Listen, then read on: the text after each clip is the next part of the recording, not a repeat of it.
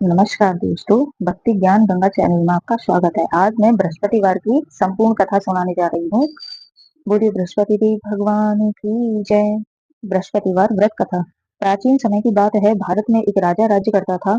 वह बड़ा ही प्रतापी तथा दानी था। वह नित्य प्रति मंदिर में भगवान के दर्शन करने जाता था। वह ब्राह्मण और गुरु की सेवा किया करता था। उसके द्वार से कोई भी गरीब निराश होकर नहीं लौटता था। वह प्रत्येक गुरुवार को व्रत रखता और पूजन करता था। हर दिन गरीबों की सहायता करता था, परंतु यह सब बातें उसकी रानी को अच्छी न लगती थी। वह ना तो व्रत करती, ना किसी को एक पैसा दान में देती थी। राजा से भी ऐसा करने को मना करती थी। एक समय की बात है कि राजा शिकार खेलने वन को गए हुए थे। घर पर रानी और दासी थी। उसी समय गुरु बृहस्पति की देवनी साधु का रूप धारण कर राजा के दरवाजे पर भिक्षा मांगी तो वह रानी कहने लगी, हे साधु महाराज, मैं इस दान और पुण्य से तंग आ गई हूँ। इस कार्य के लिए तो मेरे पति देव ही बहुत है। आप ऐसी कृपा करें कि अब यह सारा धन नष्ट हो जाए तथा मैं आराम से रह सकूं। साधु रूपी बृहस्पति देव ने कहा, हे देवी, तुम बड़ी विचित्र हो। संतान और धन से कोई दुखी नहीं होता, इसको तो सभी चाहते हैं। पापी भी पुत्र और धन की इच्छा रखता है। अगर तुम्हारे पास धन अधिक है तो भूखे मनुष्य को भोजन कराओ, प्याऊ लगवाओ, ब्राह्मणों को दान दो, धर्मशाला बनवाओ, कुआं, तालाब, बावड़ी, बाग, बगीचा आदि का निर्माण करो, निर्धन मनुष्यों की कुंवारी कन्याओं का विवाह करवाओ, यज्ञ आदि धर्म करो। इस प्रकार के कर्मों से आपके कुल का और आपका नाम परलोक में सार्थक होगा एवं स्वर्ग की प्राप्ति होगी। परंतु वह रानी साधु की इन बातों से खुश न हुई। उसने कहा, हे साधु महाराज, मुझे ऐसे धन की आवश्यकता नहीं जिसको मैं अन्य लोगों को दान दूं, जिसको रखने और संभालने में मेरा सारा समय ही नष्ट हो जाए। साधु ने कहा, हे देवी, यदि तुम्हारी ऐसी इच्छा है तो ऐसा ही होगा। तुम्हें बताता हूँ, वैसा ही करना। बृहस्पतिवार के दिन घर को गोबर से लीपना, अपने केशों को पीली मिट्टी से धोना, केशों को धोते समय स्नान करना, राजा से कहना कि वह हजामत बनवाए, भोजन में मांस मदिरा खाना, कपड़े धोबी के यहाँ धुलने डालना। इस प्रकार 7 बृहस्पतिवार करने से तुम्हारा सब धन नष्ट हो जाएगा। यह कहकर साधु महाराज रूपी बृहस्पति देव अंतर ध्यान हो गए। रानी ने साधु के कहने के अनुसार 7 बृहस्पतिवार वैसे ही किया। 3 बृहस्पतिवार बीती क्योंकि उसका समस्त धन नष्ट हो गया। भोजन के लिए दोनों समय तरसने लगे, सांसारिक भोगों से दुखी रहने लगे। तब वह राजा रानी से कहने लगा, हे रानी, तुम यहाँ पर रहो, मैं दूसरे देश को जाता हूँ, क्योंकि यहाँ पर मुझे सभी मनुष्य जानते हैं, इसलिए कोई भी कार्य तुम नहीं कर सकता। देश चोरी परदेश एक बराबर है। ऐसा कहकर राजा परदेश चला गया। वह जंगल से लकड़ी काट कर लाता, शहर में बेचता।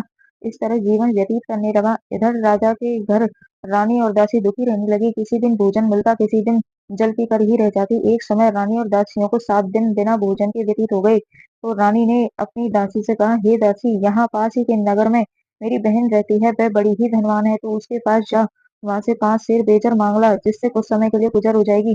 दासी रानी बहन के पास गई। रानी की बहन उस समय पूजन कर रही थी। बृहस्पतिवार का दिन था। दासी ने रानी की बहन से कहा, हे रानी, मुझे तुम्हारी बहन ने भेजा है, मेरे लिए 5 शेर भेजर दे दो।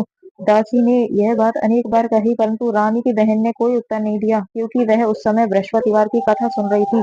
जब दासी को रानी की बहन से कोई उत्तर नहीं मिला तो वह बहुत दुखी हुई। उसे क्रोध भी आया। वह लौटकर रानी के पास आकर बोली, तुम्हारी बहन तो बहुत ही घमंडी है, वह छोटे लोगों से बात भी नहीं करती। मैंने उससे कहा तो उसने कोई उत्तर नहीं दिया। मैं वापस चली गई। रानी बोली, हे दासी, इसमें उसका कोई दोष नहीं है। जब बुरे दिन आते हैं तब कोई सहारा नहीं देता, अच्छे बुरे का पता विपत्ति काल में ही लगता है। अब जो ईश्वर की इच्छा होगी वही होगा। यह सब हमारे भाग्य का दोष है। इधर उस रानी की बहन ने सोचा कि मेरी बहन की दासी आई थी, परंतु मैं उससे नहीं बोली, इससे वह बहुत दुखी होगी। कथा को सुन सुन विष्णु भगवान का पूजन समाप्त कर वह अपनी बहन के घर आई और कहने लगी, हे बहन, मैं बृहस्पतिवार का व्रत कर रही थी। तुम्हारी दासी गई, परंतु जब तक कथा होती है तब तक ना उठते हैं ना बोलते हैं, इसलिए मैं नहीं बोली। कहो दासी क्यों गई थी? रानी बोली, बहन, हमारे घर अनाज नहीं था। वैसे तुमसे कोई बात नहीं छिपी है, इस कारण मैंने दासी को तुम्हारे पास 5 शेर बेजर लेने के लिए भेजा था। रानी की बहन बोली, बहन देखो, बृहस्पति भगवान सबकी मनोकामना पूरी करते हैं, देखो शायद तुम्हारे घर में अनाज रखा हो। यह सुनकर दासी घर के अंदर गई तो वहां उसे एक घड़ा बेजर का भरा मिल गया। उसे बड़ी हैरानी हुई, क्योंकि उसने बाहर आकर रानी को बताया। दासी अपनी रानी से कहने लगी, हे रानी, देखो, वैसे जब हमको नहीं मिलता तो हम रोज ही व्रत करते हैं। अगर इनसे व्रत की विधि और कथा पूछ ली जाए तो हम भी उसे किया करेंगे। दासी के कहने पर रानी ने उसकी बहन से बृहस्पतिवार व्रत की विधि पूछी और उसकी बहन ने बताया, बृहस्पतिवार के व्रत में चने की दाल और मुनक्का से विष्णु भगवान के केले की जड़ का पूजन करें, दीपक जलाएं, पीला भोजन करें, कथा सुने। इस प्रकार करने से गुरु भगवान प्रसन्न होते हैं, अन्न पुत्र व धन देते हैं, मनोकामना पूर्ण करते हैं। व्रत और पूजन की विधि बताकर रानी अपने घर को लौट गई। रानी और दासी दोनों ने निश्चय किया कि बृहस्पति देव भगवान का पूजन जरूर करेंगे। 7 रोज बाद जब बृहस्पतिवार आया तो उन्होंने व्रत रखा, गोशाला में जाकर चना गुड़ मिल लाई, उसकी दाल से केले की जड़ और विष्णु भगवान का पूजन किया। अब भोजन पीला कहाँ से आए? दोनों बड़ी दुखी हुई, परंतु उन्होंने व्रत किया था, इस कारण बृहस्पति देव भगवान प्रसन्न थे। एक साधु का रूप धारण कर वे 2 थालों में सुंदर पीला भोजन लेकर आए और दासी को देकर बोले, हे दासी, यह भोजन तुम्हारे और रानी के लिए है, तुम दोनों भोजन कर लेना। दासी भोजन पाकर बड़ी प्रसन्न हुई, रानी से बोली, रानी जी भोजन कर लो। रानी को भोजन करने के बारे में कुछ नहीं पता था, इसलिए वह दासी से बोली, जा तू ही भोजन कर, क्योंकि तू ही व्यर्थ में हंसी उड़ाती है। दासी बोली, एक व्यक्ति हमको भोजन दे गया है। रानी कहने लगी, वह भोजन तेरे लिए ही है, दे गया है, तू ही भोजन कर। दासी ने कहा कि वह व्यक्ति हम दोनों के लिए 2 थालों में भोजन दे गया है, इसलिए मैं और आप दोनों ही साथ साथ भोजन करेंगी। दोनों ने गुरु भगवान को नमस्कार कर भोजन प्रारंभ किया। उसके बाद से वे प्रत्येक बृहस्पतिवार को गुरु भगवान का व्रत और पूजन करने लगी। बृहस्पति भगवान की कृपा से उसके पास धन हो गया, परंतु रानी फिर पहले की तरह ही आलस्य करने लगी। तब दासी बोली, देखो रानी, तुम पहले भी इस प्रकार आलस्य करती थी, तुम्हें धन रखने में कष्ट होता था, इस कारण तुम्हारा सभी धन नष्ट हो गया। अब गुरु भगवान की कृपा से धन मिला है तो फिर तुम्हें आलस्य होता है। बड़ी मुसीबतों के बाद हमने यह धन पाया है, इसलिए मैं दान पुण्य करना चाहिए, भूखे मनुष्य को भोजन कराना चाहिए, आप प्याऊ लगवाओ, ब्राह्मणों को दान दो, कुआं तालाब बावड़ी आदि का निर्माण करो, मंदिर पाठशाला बनवाकर दान दो, कुंवारी कन्याओं का विवाह करवाओ, धन को शुभ कार्यों में खर्च करो, जिससे तुम्हारे कुल का यश बढ़े, तुम्हें स्वर्ग की प्राप्ति हो। दासी की बात मानकर रानी ने इस प्रकार के कर्म करने प्रारंभ किए। उसका काफी यश मिलने लगा। एक दिन रानी और दासी विचार करने लगी कि ना जाने राजा किस दशा में होंगे, किस देश में होंगे, उनकी कोई खोज खबर नहीं है। गुरु भगवान से उन्होंने प्रार्थना की। भगवान ने रात्रि में राजा को स्वप्न में कहा, हे राजा उठ, तेरी रानी तुझको याद करती है, अपने देश को लौट जाओ। राजा प्रातःकाल उठा, वह विचार करने लगा कि स्त्री जाति खाने और पहनने की संगनी होती है, पर भगवान की आज्ञा मानकर वह अपने नगर को चलने के लिए तैयार हुआ। जब राजा परदेश चला तो परदेश में दुखी रहने लगा, प्रतिदिन जंगल से लकड़ी बीन कर लाता, उसे शहर में बेचकर अपने दुखी जीवन को बड़ी कठिनता से व्यतीत करता था। एक दिन राजा दुखी हो अपनी पुरानी बातों को याद करके रोने लगा। उस जंगल में से बृहस्पति देव एक साधु का रूप धारण कर आए और राजा के पास आकर बोले, हे लकड़हारे, तुम इस सुनसान जंगल में किस चिंता बैठे हो, मुझको बतलाओ। यह सुनकर राजा के नेत्रों में जल भर आया और साधु की वंदना कर बोले, हे प्रभु, आप सब कुछ जानने वाले हो। इतना कहकर राजा ने साधु को अपनी संपूर्ण कहानी सुना दी। महात्मा दयालु थे। साधु बोले, हे राजा, तुम्हारी पत्नी ने बृहस्पति देव का अपमान किया था, जिस कारण तुम्हारी यह दशा हुई है। अब तुम किसी बात की चिंता मत करो, भगवान तुम्हें पहले से अधिक धन देगा। देखो, तुम्हारी पत्नी ने भी बृहस्पतिवार का व्रत प्रारंभ कर दिया। अब तुम भी बृहस्पतिवार का व्रत करके चने की दाल व गुड़ जल के लोटे में डालकर केले का पूजन करो, फिर कथा सुनो, भगवान तुम्हारी सब मनोकामनाओं को पूर्ण करेंगे। साधु को प्रसन्न देखकर राजा बोला, हे प्रभु, लकड़ी बेचकर इतना पैसा नहीं मिलता जिससे भोजन करने के उपरांत कुछ बचा सकूं। मैंने रात्रि में अपनी रानी को व्याकुल देखा। मेरे पास कोई धन नहीं है जिससे उसका समाचार जान सकूं, और फिर मैं बृहस्पतिवार की क्या कहानी कहूं, मुझको कुछ भी मालूम नहीं है। साधु ने कहा, हे राजा, तुम किसी बात की चिंता मत करो, बृहस्पतिवार के दिन तुम रोजाना की तरह लकड़ियां लेकर शहर जाओ, तुम्हें रोज से दोगुना धन प्राप्त होगा, जिससे तुम भली भांति भोजन कर लोगे। बृहस्पति देव की पूजा का सामान भी आ जाएगा। बृहस्पतिवार की कहानी कहना जो निम्न प्रकार से है। बृहस्पति देव की कहानी बोली, बृहस्पति देव भगवान की जय। प्राचीन काल में एक बहुत ही निर्धन ब्राह्मण था। उसके कोई संतान नहीं थी। वह नित्य पूजा पाठ करता, परंतु उसकी स्त्री बहुत मलिनता के साथ रहती थी। वह ना स्नान करती, ना किसी देवता का पूजन करती, प्रातःकाल उठते ही सर्वप्रथम भोजन करती, बाद में कोई अन्य कार्य करती थी। ब्राह्मण देवता बहुत दुखी रहते थे, पत्नी को बहुत समझाते, किंतु उसका कोई परिणाम नहीं निकला। भगवान की कृपा से ब्राह्मण की स्त्री की कन्या रूपी रत्न पैदा हुई। वह कन्या अपने पिता के घर में बड़ी होने लगी। वह बालिका प्रातः स्नान करके विष्णु भगवान का जप करती, बृहस्पतिवार का व्रत भी करने लगी, पूजा पाठ समाप्त करके स्कूल जाती तो अपनी मुट्ठी में जौ भर के ले जाती और पाठशाला के मार्ग में डालती जाती। वही जौ स्वर्ण के हो जाते तो लौटते समय उनको बीन कर घर ले आती थी। एक दिन वह बालिका सूप में सोने के जौ को पटक कर साफ कर रही थी। उसके पिता ने देख लिया और कहा, बेटी, सोने के जौ को पटकने के लिए सोने का सूप होना चाहिए। दूसरे दिन गुरुवार था। उस कन्या ने व्रत रखा, बृहस्पति देव से प्रार्थना करके कहा, हे प्रभु, यदि मैंने आपकी पूजा सच्चे मन से की हो तो मेरे लिए सोने का सूप दे दो। बृहस्पति देव ने उसकी प्रार्थना स्वीकार कर ली। रोजाना की तरह वह कन्या जौ फैलाती हुई स्कूल जाने लगी। स्कूल से जौ लौटकर वह जौ बीन रही थी तो बृहस्पति देव की कृपा से उसे सोने का सूप मिला। वह घर ले आई, उससे जौ साफ करने लगी, परंतु उसकी माँ का वही ढंग रहा।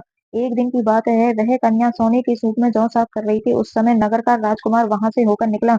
उस कन्या के रूप और कार्य को देखकर वह उस कन्या पर मोहित हो गया। राजमहल में आकर वह भोजन और जल त्याग कर उदास ही होकर लेट गया।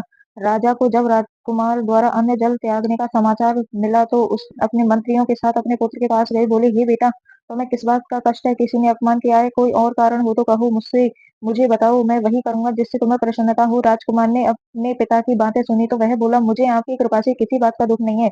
ना किसी ने मेरा अपमान किया है, परंतु मैं उस लड़की के साथ विवाह करना चाहता हूँ जो सोने के सूप में जौ साफ कर रही थी।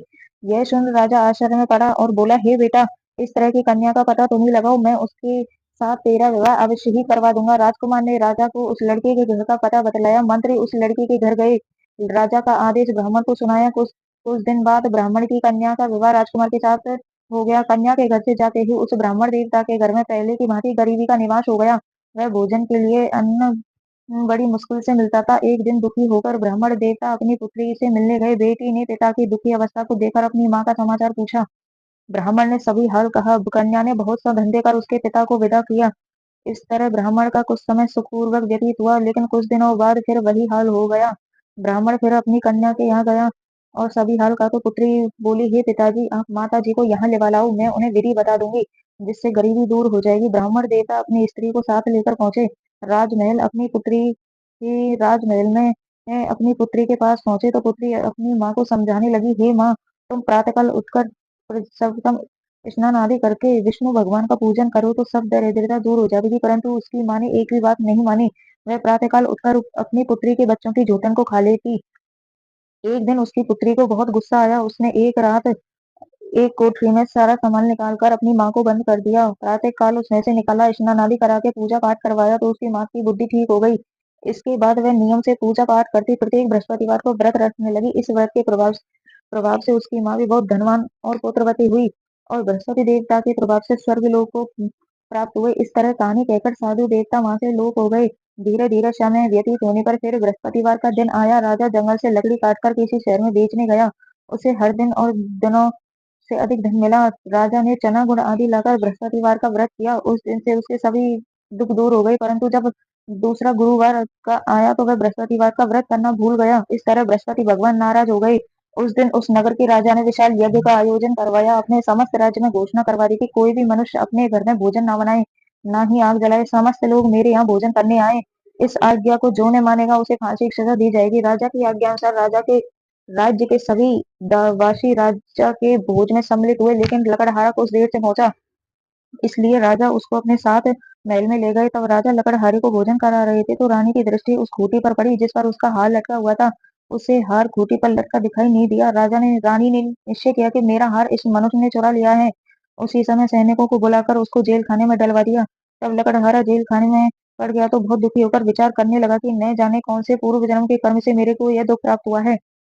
वह उसी साधु की याद करने लगा जो जंगल में मिला था। तत्काल बृहस्पति देव साधु के रूप में प्रकट हो गए और उसकी दशा को देखकर कहने लगे, अरे मूर्ख, तूने बृहस्पति देवता की कथा नहीं की, इस कारण तेरे को दुख प्राप्त हुआ है। अब चिंता मत कर, बृहस्पतिवार के दिन जेल खाने के दरवाजे पर तुम्हें पैसे पड़े मिलेंगे। तुम उससे बृहस्पति देव की पूजा करना, हाँ, तेरे सभी कष्ट दूर हो जाएंगे। अगले बृहस्पतिवार उसे जेल के द्वार पर 4 पैसे मिले। राजा ने पूजा का सामान मंगवाकर कथा कही, प्रसाद बांटा।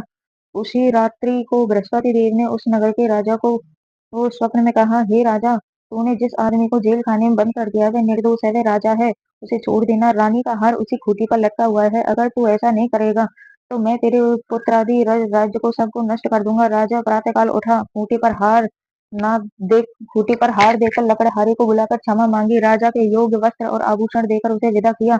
गुरुदेव की आज्ञा अनुसार राजा अपने नगर को चल दिया। राजा जब नगर के निकट पहुंचा तो उसे बड़ा आश्चर्य हुआ।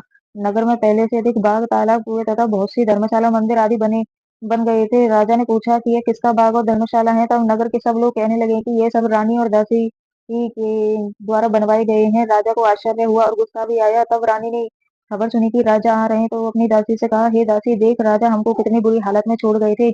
वह हमारी ऐसी हालत देखकर लौट न जाए, इसलिए तू दरवाजे पर खड़ी हो जा। रानी की आज्ञा अनुसार दासी दरवाजे पर खड़ी हो गई।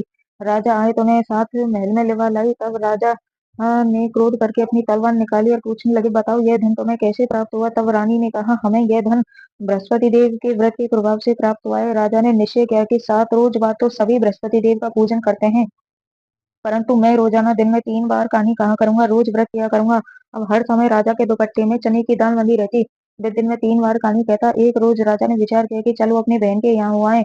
इस तरह निश्चय कर राजा घोड़े पर सवार हो अपनी बहन के यहाँ चल दिया। मार्ग में उसने देखा कि कुछ आदमी एक मुर्दे को लिए जा रहे हैं। उन्हें रोककर राजा कहने लगा, अरे भाइयों, मेरी बृहस्पतिवार की कथा सुन लो। वे बोले, हमारा तो आदमी मर गया, इसको अपनी कथा भी पढ़ी है। परंतु कुछ आदमी बोले, अच्छा कहो, हम तुम्हारी कथा भी सुनेंगे। राजा ने दाल निकाली, कथा कहने लगा। कथा आदि हुई तो मुर्दा हिलने लगा। जब कथा समाप्त हुई तो राम राम करके खड़ा हो गया। राजा आगे बढ़ने लगा। उसे चलते चलते शाम हो गई। उसे मार्ग में एक किसान खेत में हल चलाता मिला। राजा उससे बोला, अरे भैया, तुम मेरी बृहस्पतिवार की कथा सुन लो। किसान बोला, जब तक मैं तेरी कथा सुनूंगा, जब तक 4 अरैया जोत लूंगा। जा अपनी कथा किसी और को सुनाना। राजा आगे चलने लगा। राजा के हटे बैल पछाड़ खाकर गिर गए। किसान के पेट में बहुत जोर से दर्द होने लगा। उसी समय किसान की पत्नी रोटी लेकर आई। उसने यह देखा तो अपनी पुत्र से सभी हाल पूछा। बेटे ने सभी हाल बता दिया। बुढ़िया दौड़ी दौड़ी उस घुड़सवार राजा के पास गई और उससे बोली, मैं तेरी कथा सुनूंगी, तू अपनी कथा मेरे खेत पर ही चलकर कहना। राजा ने लौटकर बुढ़िया के खेत पर जाकर कथा कही, जिसको सुनकर बैल खड़े हो गए। किसान के पेट का दर्द बंद हो गया। राजा अपनी बहन के घर पहुंच गया। बहन ने भाई की खूब मेहमानी की। दूसरे रोज प्रातःकाल राजा जागा तो वह देखने लगा कि सब लोग भोजन कर रहे हैं। राजा ने अपनी बहन से पूछा, पूछा कि ऐसा कोई मनुष्य है जिसने भोजन ना किया हो, जो मेरी बृहस्पतिवार की कथा सुन ले। बहन बोली, हे भैया, यह देश ऐसा ही है। पहले यहाँ लोग भोजन करते हैं, बाद में कोई अन्य काम करते हैं। अगर पड़ोस में हो तो देख आऊं। ऐसा कहकर बहन देखने चली गई, परंतु उसे कोई भी व्यक्ति नहीं मिला जिसने भोजन ना किया हो। वह एक कुमार के घर गई, जिसका लड़का बीमार था। उसे मालूम हुआ कि यहाँ 3 दिन से किसी ने भोजन नहीं किया। रानी ने अपने भाई की कथा सुनने के लिए कुमार से कहा। वह तैयार हो गया। राजा ने जाकर बृहस्पतिवार की कथा कही, जिसको सुनकर उसका लड़का ठीक हो गया। अब तो राजा की प्रशंसा होने लगी। एक दिन राजा ने अपनी बहन से कहा, हे बहन, मैं अपने घर को जाऊंगा जाऊंगा तुम भी तैयार हो जाओ। राजा की बहन ने कहा, सास से अपने भाई के साथ जाने की आज्ञा मांगी। सास बोली, हाँ चली जा, परंतु अपने लड़कों को साथ मत ले जाना, क्योंकि तेरे भाई की कोई औलाद नहीं है। बहन ने अपने भैया से कहा, हे भैया, मैं तो चलूंगी, परंतु कोई बालक नहीं जाएगा। राजा बोला, जब कोई बालक नहीं चलेगा तो तुम भी चलकर क्या करोगे। बड़े दुखी मन से राजा अपने नगर को लौट आया। राजा ने अपनी रानी से कहा, हम निर्वंशी राजा हैं, हमारा मुंह देखने का धर्म नहीं है। वह बिना भोजन आदि किए लेट गया। रात को नींद भी नहीं आई। रानी बोली, हे प्रभु, बृहस्पति देव ने हमें सब कुछ दिया है, वे हमें संतान अवश्य देंगे। उसी रात बृहस्पति देव ने राजा को स्वप्न में कहा, हे राजा, उठ, अभी सोच त्याग दे, तेरी रानी गर्भवती है। राजा यह बात जानकर बड़ी खुशी हुई। 9वें महीने रानी के घर में एक सुंदर पुत्र पैदा हुआ। तब राजा बोला, हे रानी, स्त्री बिना भोजन के रह सकती है, लेकिन बात कहे बिना नहीं रह सकती। जब मेरी बहन आए तो तुम मुझसे कुछ मत कहना। रानी ने कहा कि मैं ऐसा कुछ नहीं कहूंगी। जब राजा की बहन ने ये सब समाचार सुना तो वह बहुत खुश हुई और बधाई लेकर अपनी भाई के यहाँ आई। तभी रानी ने कहा, घोड़ा चढ़कर तो नहीं आई, गधा चढ़ी आई। राजा की बहन बोली, भाभी, मैं इस प्रकार ना कहती तो तुम्हें औलाद कैसे मिलती। बृहस्पति देव ऐसे ही हैं, जैसे जिसके मन में कामनाएं हैं वैसी सभी को पूर्ण करते हैं। जो सद्भावना पूर्वक बृहस्पतिवार का व्रत करता है, कथा पढ़ता है या सुनता है या दूसरों को सुनाता है, बृहस्पति देव उसकी सभी मनोकामनाएं पूर्ण करते हैं। बृहस्पति देव उसकी सदैव रक्षा करते हैं। जो संसार में सद्भावना से गुरुदेव का पूजन व्रत व सच्चे हृदय से करते हैं, उनकी सभी मनोकामनाएं पूर्ण होती हैं। जैसे सच्ची भावना से रानी और राजा ने बृहस्पति देव की कथा का गुणगान किया, उनकी सभी इच्छाएं बृहस्पति देव जी ने पूर्ण की। इसलिए सबको कथा सुनने के बाद प्रसाद लेकर जाना चाहिए। हृदय में मनन करते हुए जयकारा बोलना चाहिए। बोलिए बृहस्पति देव भगवान की जय। इति श्री बृहस्पतिवार व्रत कथा संपूर्ण। बृहस्पति देव की आरती। ओम जय बृहस्पति देवा, स्वामी जय बृहस्पति देवा। छिने छिने भोग लगाओ, पले पले भोग लगाओ, कदली फल मेवा। ओम जय बृहस्पति देवा। तुम्हें पूर्ण परमात्मा, तुम अंतर्यामी, स्वामी तुम अंतर्यामी। जगत पिता जगदीश्वर, जगत पिता जगदीश्वर, तुम सबके स्वामी। ओम जय बृहस्पति देवा। चरणामृत निज निर्मल, सब पातक हरिता, स्वामी सब पातक हरिता। सकल मनोरथ दायक, सकल मनोरथ दायक, कृपा करो भरता। ओम जय बृहस्पति देवा।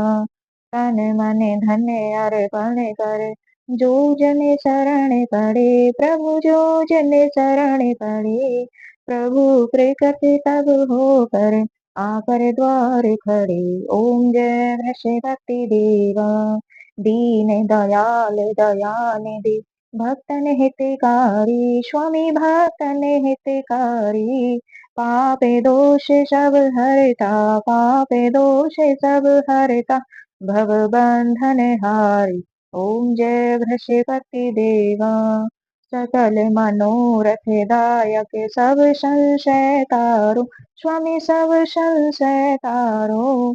विषय विकार मिटाओ, विषय विकार मिटाओ, संतन सुखकारी। ओम जय वृषपति देवा, जो कोई आरती तेरी प्रेम सहित गावे, स्वामी प्रेम सहित गावे।